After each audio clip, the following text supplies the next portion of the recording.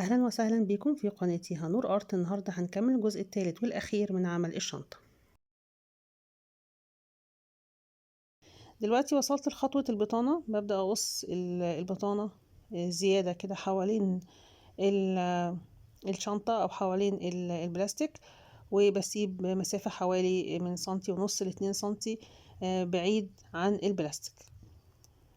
بعد ما بقص القماش باجي ابدأ ان انا اثبت القماش على البلاستيك زي ما هنشوف دلوقتي انا انتهيت من القص. هبدأ اعدل البطانة وبعدين هاجي اثبت البطانة.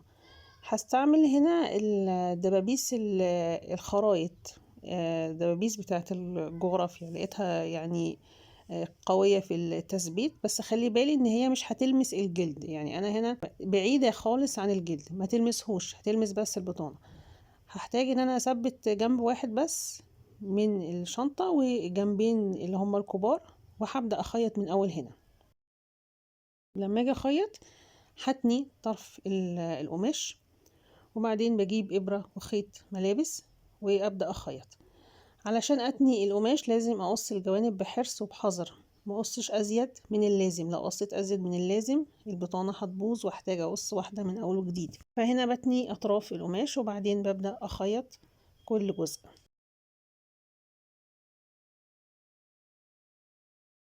هلاحظ حاجه بسيطه هنا في تركيب البطانه، لان انا ما عملتش غرز اصلا في الجوانب كلها، يعني غرزة في كل مربع موجود في الجوانب. فهتلاقي ان لما تيجي توصلي في الخياطة من الجوانب هتلاقي ان انتي مش لاقيه اصلا خيط تخيطي عليه، فهتخيطي على الخيط اللي هو موجود في تاني صف في الجنب، سواء الجنب ده او الجنب ده او الجوانب التانية.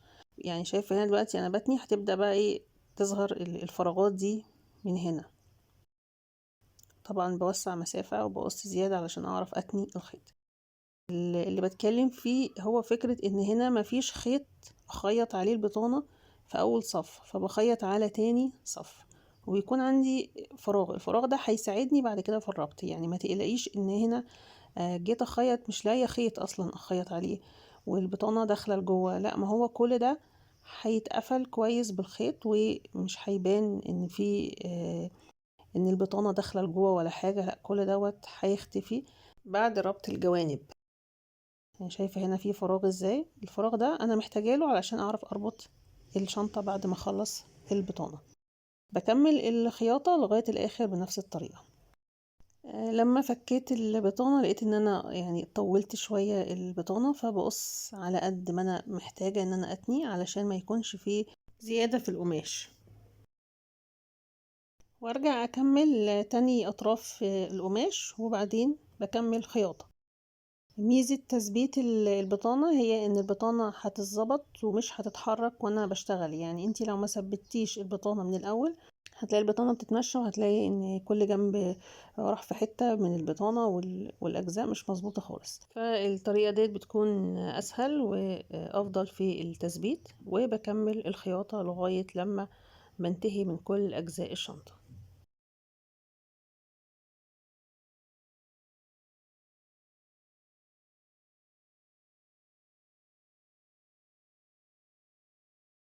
كملت البطانة. نلاحظ ان انا طلعت اطراف الخيوط اللي انا هحتاجها في الربط، والجزء دوت من البطانة انا ما خيطتهوش لان انا عندي اطراف خيوط محتاجة اخيطها تحت البطانة، والخيوط التلاتة دول انا هحتاج لهم في الربط.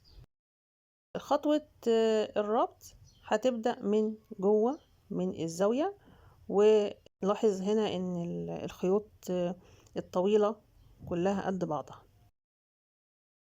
هسحب الخيط في اول مربع موجود في الزاوية تحت الخيط الطويل، ومن الناحية التانية بسحبه بنفس الطريقة. هربط كل مربعين مع بعض موجودين في الأطراف، بس هوصل لنقطة معينة هيحصل فيه اختلاف في طريقة الربط. فدلوقتي أنا في تاني مربع بربط المربعات مع بعضها أو بربط الجوانب مع بعضها. لما بربط المربعات الموجودة في الأطراف أنا بشتغل تحت الخيط الطويل، فده بيتدارى بنسبة كبيرة. فبشتغل كل مربع مع المربع المقابل ليه او المواجه ليه، وكملي معايا لان في اختلاف هيحصل في الربط، فيا ريت تكملي معايا لغايه لما اوصل للنقطه دي.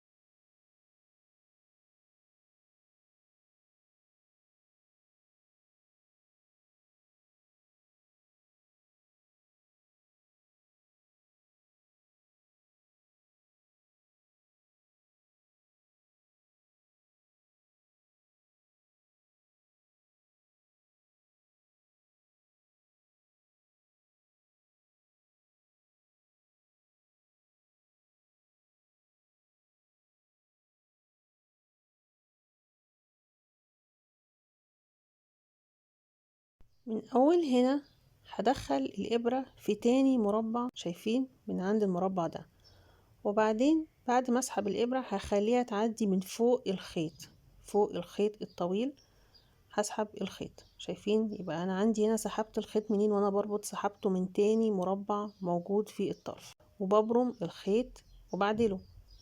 هاجي من الناحية التانية هلاقي برضو ان انا هنا عندي شايفين الخيط اللي هو بالعرض ده، انا عايزة اكمله بنفس الطريقة، فهدخل الابرة في تاني مربع موجود في الطرف. طيب هل في ترتيب معين؟ لا، هو هقولك الترتيب بعد ما اشدها، يعني امتى انا اعمل كده، امتى اشتغل على مربعين، امتى مربع واحد، ده حسب ترتيب الغرز. هنا برضو عديته من فوق بالخيط وسحبت الخيط،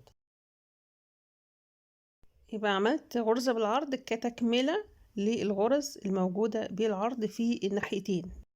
الغرزة دي كأنه هو خيط واحد مستمر معايا، شايفة الخيط العريض ده، الخيط اللي هو بالعرض، كأن مرة خيط ومرة مفيش، يعني كأنها غرز بتكمل، بس هتكمل في الجوانب. وده هيكون حسب الغرز اللي هتكون معاكي، ما هي ممكن ما تكونش بنفس الترتيب، ممكن انتي تعملي الغرز بترتيب مختلف. بس هي الفكرة في ايه؟ الفكرة ان انا كأني بربط الجوانب وبكمل صف من الغرز على الجوانب، بكمل صف من الغرز على الجوانب. يعني هنا مثلا انا دلوقتي بربط، بشتغل تحت ايه؟ تحت الخيط الطويل، بربط مربعين بس مع بعض اللي هم المربعات الموجودة في الاطراف. لما بوصل بقى عند تكملة الغرزة، لا انا بدخل الابرة عند تاني مربع مش اول مربع زي ما هنشوف، وزي ما وضحت في اول غرزة هيحصل ده، وهكرر ده مرة تانية. هبدأ دلوقتي ادخل الابرة من تاني مربع وهيعدي من فوق الخيط، لان انا عايزاه يكمل الغرز، يكمل الصف ده من الغرز اللي هو الخط اللي بالعرض، كأني هعمل غرزة بالعرض، بس بدل ما اعملها على 3 مربعات، لا هي هتكمل الناحية التانية او الجنب التاني من الغرزة.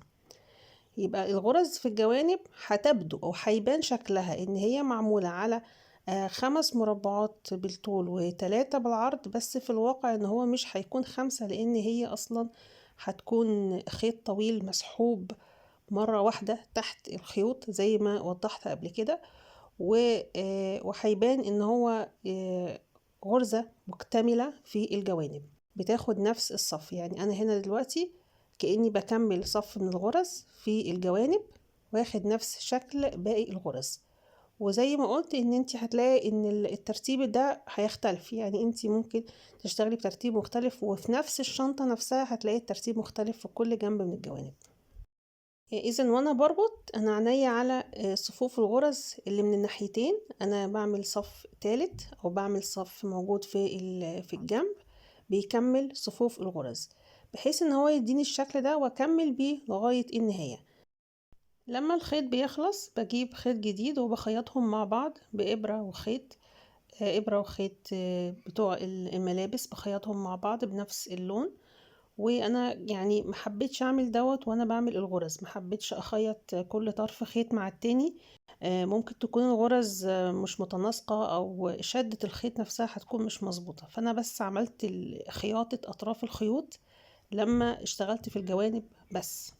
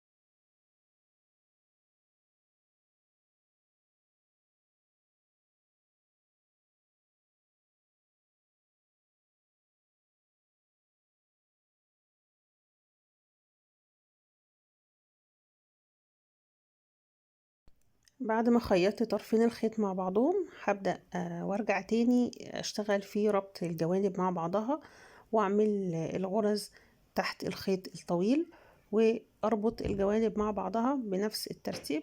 واخلي بالي من نقطة اكتمال الغرز، يعني انا هنا بكمل او كأني بكمل صف من الغرز في الجوانب بياخد نفس شكل الغرز من الناحيتين، او هو صف يعني اخير من الناحية دي ومن الناحية التانية. فبكمل الغرز بنفس الشكل لغاية لما اوصل لنهاية الصف.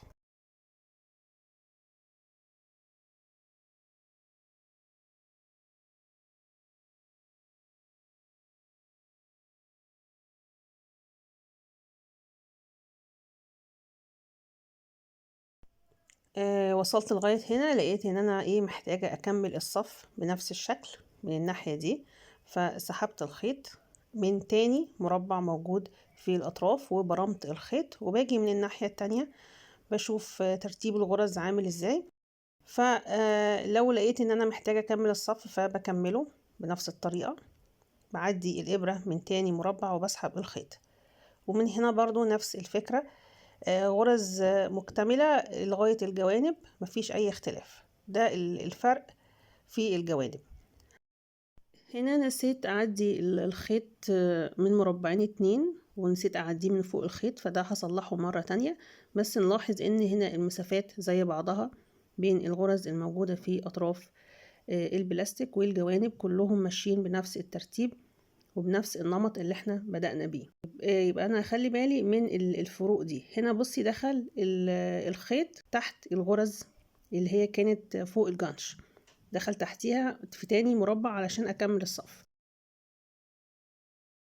هرجع هنا للأطراف البلاستيك، هلف الخيط على المربعات الموجودة في الأطراف البلاستيك وأبرم الخيط ويتعدي من تحت الخيط أو من تحت الغرز. لما أجي من الناحية التانية من أول هنا هدخل الإبرة تحت الغرزة بالشكل ده واسحب الخيط واروح معدياه من الناحية التانية، هعديه من جوه الشنطة. بكون حريصة على ان انا اسحب الخيط بلطف، ما اقطعش الخيط، واكون برماه مبروم كويس، واراعي ان انا ما يكونش فيه كلكعة للخيط، الخيط ما يتراكمش وما يكلكعش تحت الغرز. وبعد ما بخلص الغرزة دي، لان هي اصلا كان فيه غرزة موجودة في الاطراف البلاستيك، فهكمل لف الخيط على الاطراف في المربعات او في الفراغات الموجودة في اطراف البلاستيك.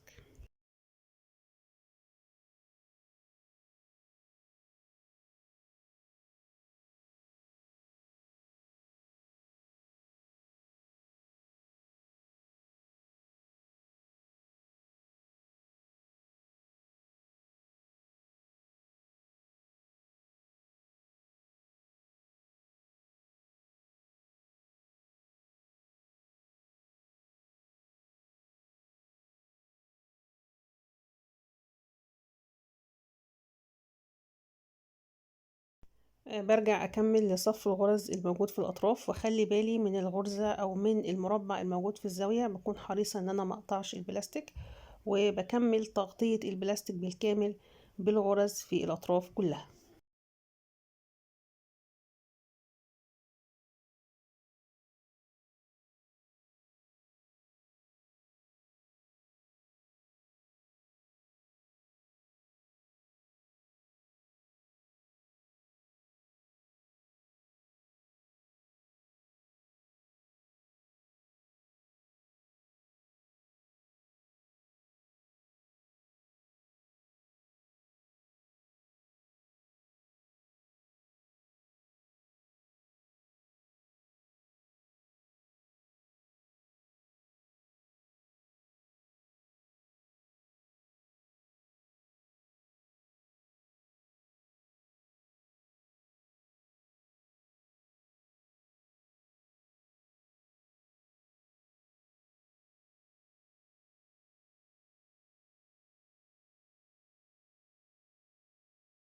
بعد ما بخلص بقص اطراف الخيوط وبخيطها تحت البطانة، وبعدها برجع مرة تانية اخيط البطانة.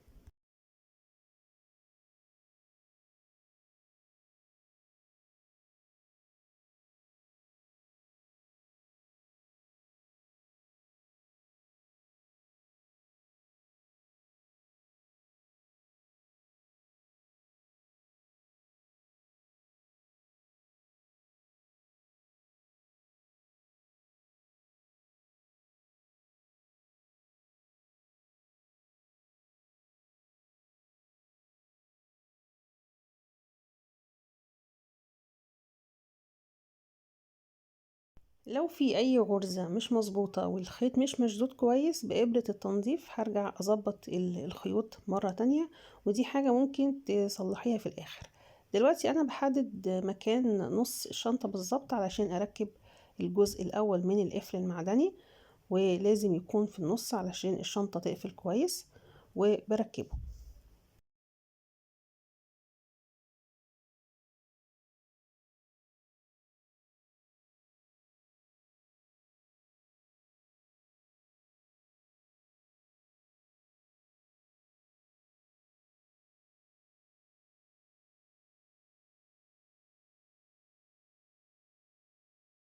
بضغط كويس علشان اثبت القفل المعدن. ممكن استعمل بنسة، ولو هستعمل بنسة بحط قماشة حوالين القفل علشان ما يتخربش. بعد كده بحدد مكان الجزء التاني من القفل، واتأكد ان الشنطة بتقفل مرتاحة، مفيش شد جامد للشنطة. بعد كده ببدأ ادخل الاطراف المعدن. اخلي بالي هنا ان انا مش هضغط على الخيط علشان ما يتقطعش، فبإبرة التنظيف هوسع مكان للقفل المعدن للأطراف المعادن إن هي تدخل جوه مرتاحة من غير ما يكون في أي شد للخيط، وعلشان ما يتقطعش معايا لازم أدخله بعيد عن الجلد نفسه، بعيد عن الخيط. بدخله في الفراغات اللي ممكن أدخل فيها الأطراف المعدن، وبعد كده بثبت الأطراف المعدن من جوه تحت البطانة وبتنيها تحت البطانة. بس بعمل كده لما أتأكد إن الشنطة بتقفل صح وإن هي في مكانها المظبوط.